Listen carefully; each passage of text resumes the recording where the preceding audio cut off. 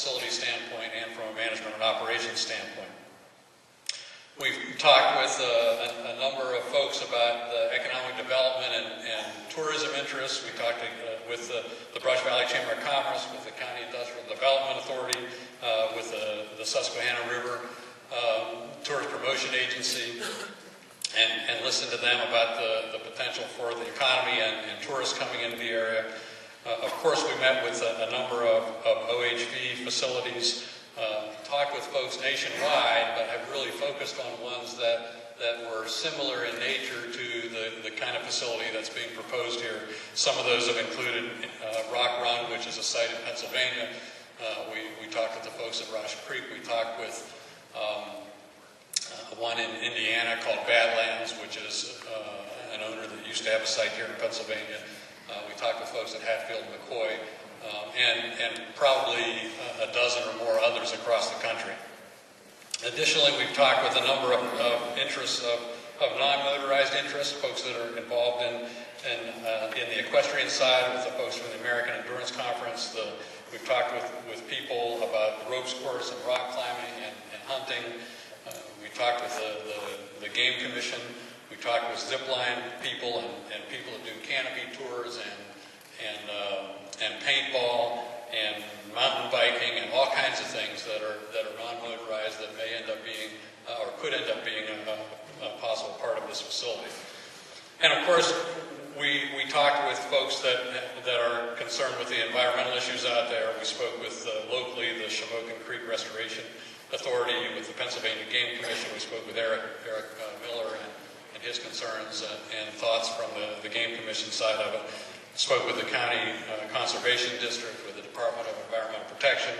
We've also submitted a PNDI on the site, which submits to find out what kind of natural inventory diversity is out there so that we can address specific things as they come through. And so we did all this so that as we develop the park, that we know that we've heard from a good variety of people and that we've listened to them and that we've paid attention and tried to incorporate the issues. I know that you know that we can't incorporate every person the way that every person feels into this park, because not everybody feels the same. But we want to work towards the consensus of hearing everybody and listening to their points of view and understanding what the impacts are and being able to provide that in making the decisions on how we move forward. And so we thank you very much for that. Tonight we'll operate very much similar to the last public meeting that we held, where you will have a chance to speak tonight. I guess the one thing I wanted to speak to ahead of time is that each of you should have received a 4x6 card when you came in the door. And because of the numbers of folks that are in the room, not everybody's going to get to share everything that's on their mind. And so what we'd like you to do is to jot down your comments on those 4x6 cards to make sure that they get turned into us at the end, so that if you didn't get a chance to say everything that was on your mind, that we have it written down and we can take it back and get it recorded and read it and go through it as we progress. So thank you very much.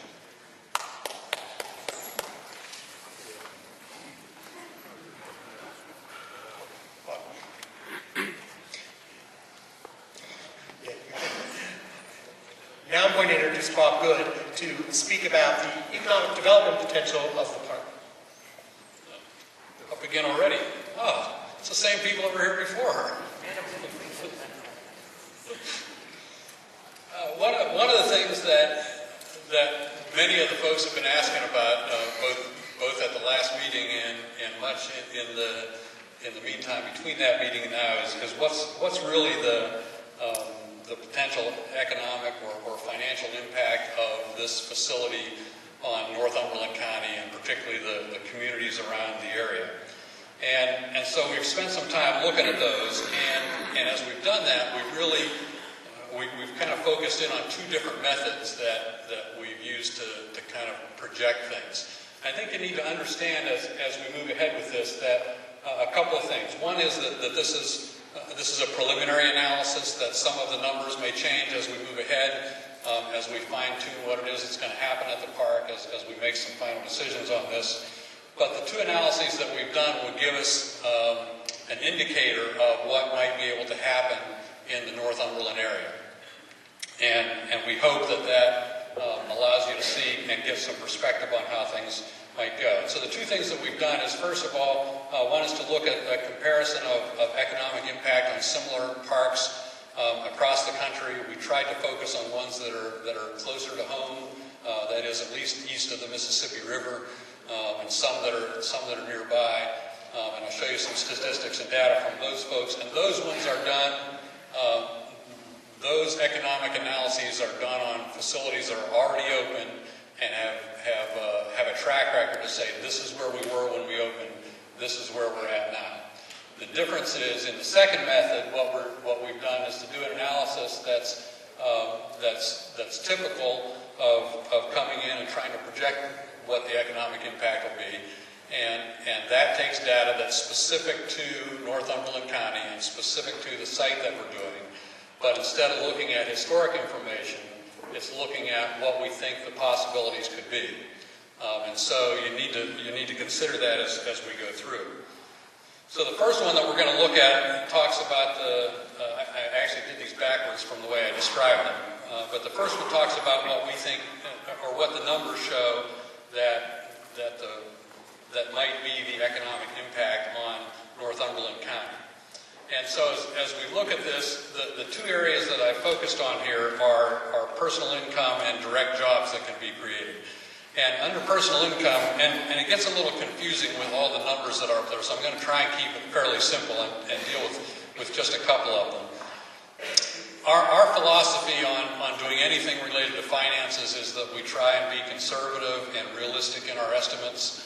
And so some of you may look at numbers and say, oh my gosh, we ought to be able to do much, much better than that. And you may be right. But our intent is that we would rather have you say down the road, oh my gosh, we did a lot better than we thought we would. Or a lot better than the consultant said. Rather than have you say, oh my gosh, the consultant said we do this, and we aren't even 20% of that yet. And so we like to be conservative as we move ahead with that. So if you look at the slide up there, it does a projection for an estimated 15,000 visitors to the park, and then in the far right column, an estimate for 30,000 visitors to the park. And we believe that 15,000 visitors is probably the minimum that will end up coming to the park on an annual basis. And so we wanted to look at that number. We believe that 30,000 as the park gets up and developed is probably a realistic number.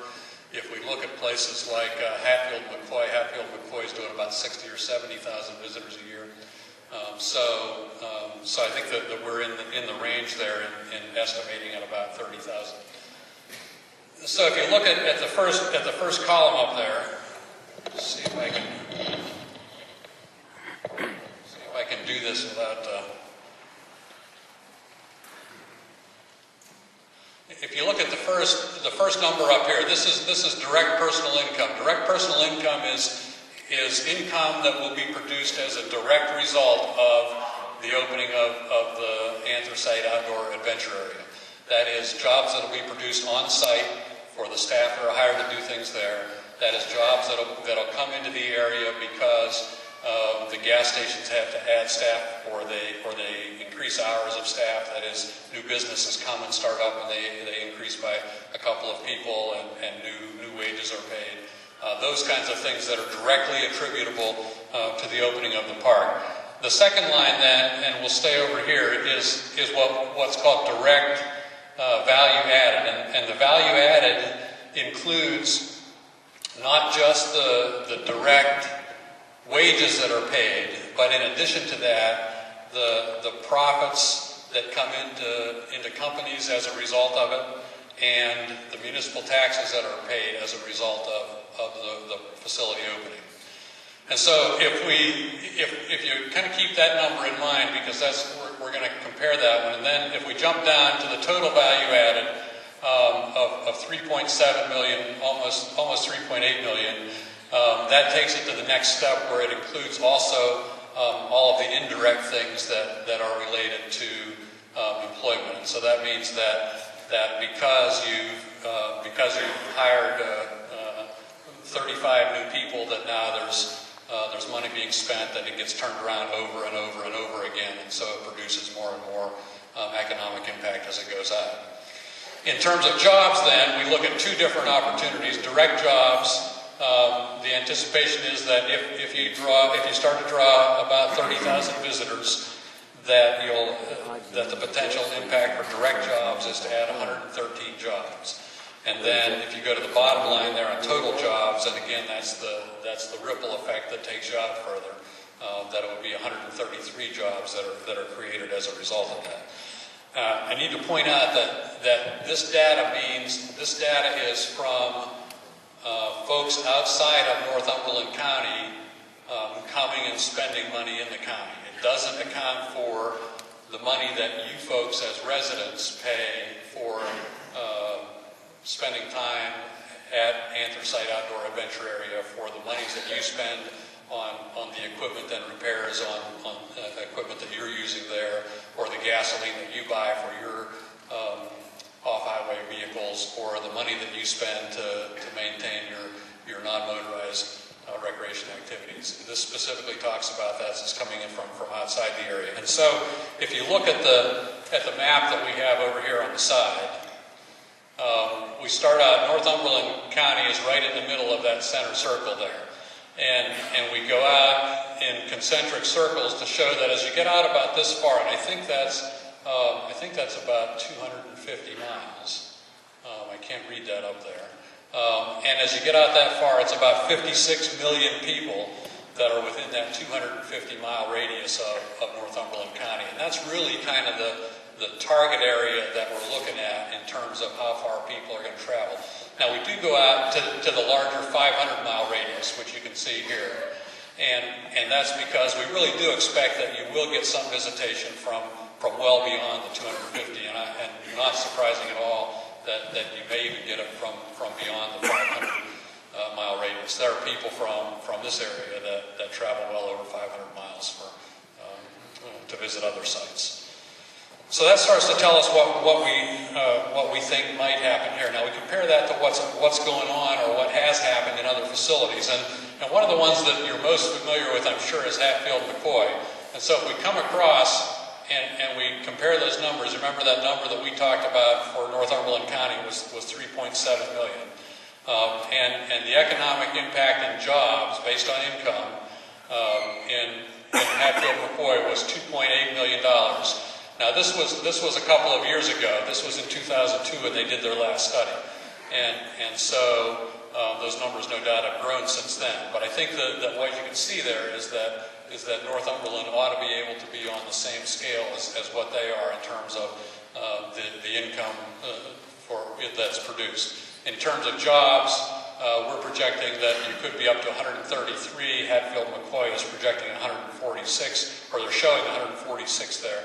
But one analysis that we did not do that Hatfield McCoy has done is they've actually, since they've opened, they've tracked how many new businesses have actually opened.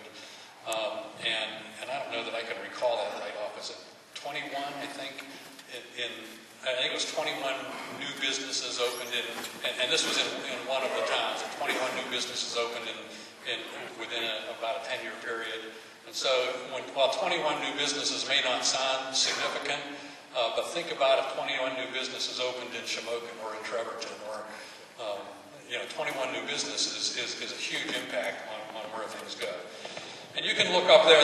The next one that I show is the Ocala region, which is in Florida. And I pulled this one because it's one that actually works with the Ocala National Forest down there. And they did a dual study. They did one that analyzed usage of the facility, but they also did a companion study that talked about economic impact. And theirs was a 3-county area. And in their 3-county area in the Ocala region of Florida, their total economic impact was $9.4 million in 3 counties. And so once again, if you take that 3 counties, we're looking at 1. So a third of that is $3.1 million. So we're still showing that the projections are that Northumberland could certainly be in the area with the same things there. And you can see some of the other ones up there. I'm not gonna go through those in the detail that I did the first couple, but you can see. And the intent isn't that I'm telling you that this is what's going to happen. The intent is that I'm telling you that this is the potential that's out there. This is what we see is happening in other places.